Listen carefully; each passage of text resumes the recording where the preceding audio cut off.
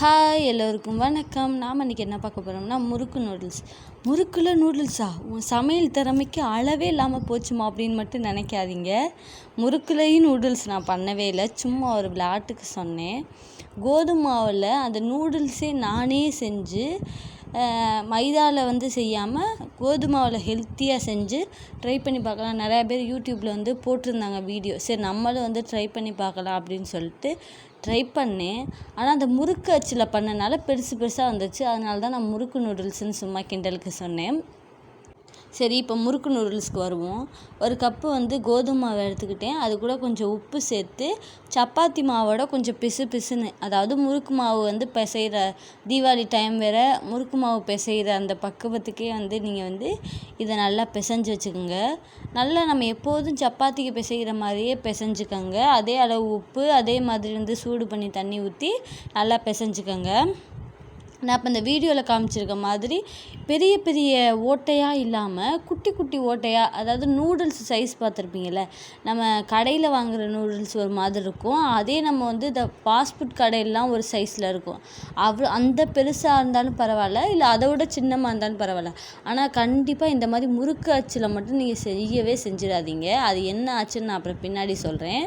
இந்த மாதிரி முறுக்கு அச்சில் வச்சுட்டு அதை கொஞ்சம் கொஞ்சமாக புழிஞ்சு மாவு அதில் தூவி தூவி ஒன்றோடு ஒன்று ஒட்டாமல் கஷ்டப்பட்டு புளின்னு புழிஞ்சு நான் ஒரு வழியாக அந்த முறுக்கை முறுக்குனே வருது, இந்த நூடுல்ஸை எடுத்து வச்சுக்கிட்டேன்.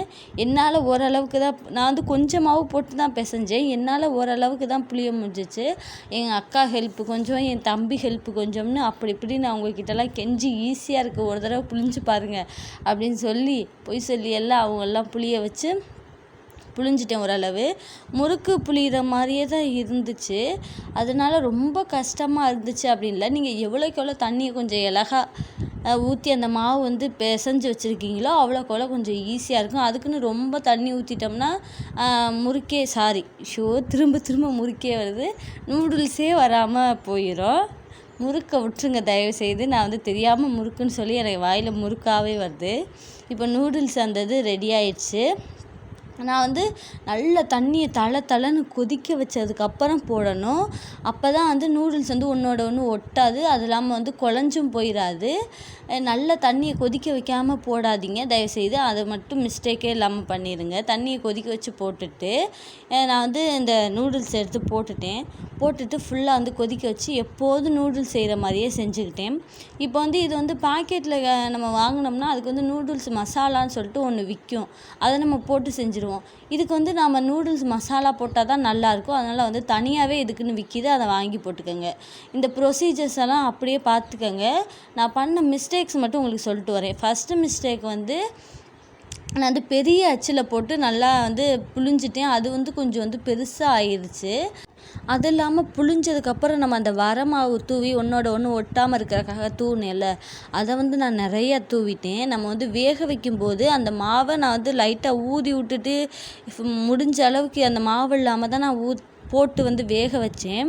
ஆனால் இருந்தாலுமே அந்த ஒட்டியிருந்த மாவெல்லாம் என்ன சேர்ந்துருச்சுன்னா தண்ணி கொலன்னு ஆக்கிடுச்சு. நீங்கள் நான் வேக வச்சு ஊற்றும் போதே நீங்கள் பார்த்துருப்பீங்க.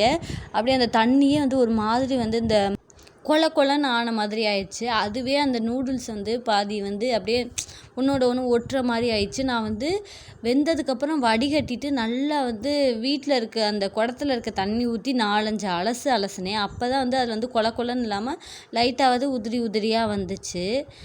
நான் இவ்வளோ மிஸ்டேக் பண்ணேன். இந்த மிஸ்டேக்லாம் கண்டிப்பாக நீங்கள் பண்ணாதீங்க. ஏன்னா சாப்பிட்றதுக்கு சூடாக சாப்பிடும்போது டேஸ்ட்டு நல்லா சூப்பராக நூடுல்ஸ் மாதிரி அதே டேஸ்ட்டில் இருந்துச்சு.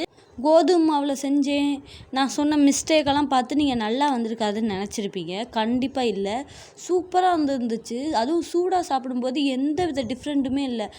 ஆனால் ஆற தான் முறுக்கு நூடுல்ஸ் மெதுவாக அதோடய ஃப்ளேவரை காமிக்க ஆரம்பிச்சிருச்சு. முறுக்கை உடச்சி போட்டு வேக வச்சு நூடுல்ஸாக செஞ்சு சாப்பிட்டா எப்படி இருக்கும், அதே டேஸ்ட்டில் ஆக ஆரம்பிச்சிருச்சு. நான் இதுக்கு என்ன மிஸ்டேக் பண்ணியிருக்கோம்னா, நம்ம நூடுல்ஸ் பெருசாக நம்ம புழிஞ்சிட்டோம். அந்த ஒரு மிஸ்டேக் மட்டும் இல்லாட்டி இந்த நூடுல்ஸு கண்டிப்பாக வீட்டில் செஞ்சதுன்னு யாருமே சொல்ல மாட்டாங்க. அவ்வளோ டேஸ்ட்டாக இருந்துச்சு. அந்த மிஸ்டேக்கை மட்டும் மாற்றிட்டு கண்டிப்பாக நீங்கள் ட்ரை பண்ணி பார்த்துட்டு கமெண்ட் பண்ணுங்கள்.